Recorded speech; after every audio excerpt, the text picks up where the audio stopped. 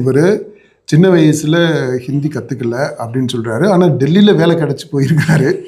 Okay, சரி, ஹிந்தி தெரியாமலே இப்போ போயிட்டாருன்னு வச்சுக்கிறோம்.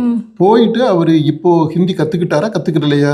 இல்லை, தெரியல அப்படிங்கிறாரு. கற்றுக்கிறது இல்லை, இப்போ பல வருஷமா அங்கே டெல்லியில் இருக்கிறாரு. அங்கேயே குடியேறிட்டார். அப்போ குடியேறினவர் இத்தனை வருஷமா ஹிந்தி கற்றுக்காமலா இருக்கிறாரு? ஹிந்தி கற்றுருப்பார். அப்போது ஒரு மொழியை கற்றுக்கிறதுக்கு தேவை இருந்தது அப்படின்னா கற்றுக்க முடியும்.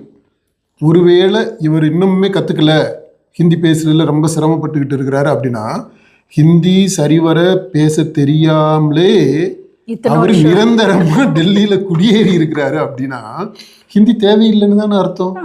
ஹிந்தி இல்லாமலே இவர் அவருடைய பணியை செய்ய முடியுது, அவர் குடும்பத்தை நடத்த முடியுது, கடையில் போய் காய்கறிகள் வாங்க முடியுது, இல்லை வீட்டில் வேலை செய்யக்கூடியவங்கள்ட்ட பேசி அவங்கள்ட்ட வேலை வாங்க முடியுது, இவர் ஜூனியர்ஸ்கிட்ட வந்து சரளமாக பேச முடியுது, கேஸ் நடத்த முடியுது. இவர்கிட்ட வரக்கூடிய அங்கேருந்து டெல்லியிலன்னா அங்கே வரக்கூடிய கஸ்டமர்ஸு, கிளையண்ட்ஸு, அவங்க பேசுகிற மொழியை புரிஞ்சுக்கிட்டு இவர் கேஸ் எல்லாம் வாதாடுறதுக்கு எல்லாம் தயார் பண்ண முடியுது.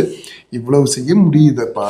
ஹிந்தி தேவையில்லைன்னு தானே அர்த்தம். அப்போது டெல்லியில் இருக்கிறவங்களுக்கு டெல்லியில் ஒரு தொழில் பண்ணணும்னாலே ஹிந்தி தேவையில்லைன்னு அர்த்தமாயிடும்.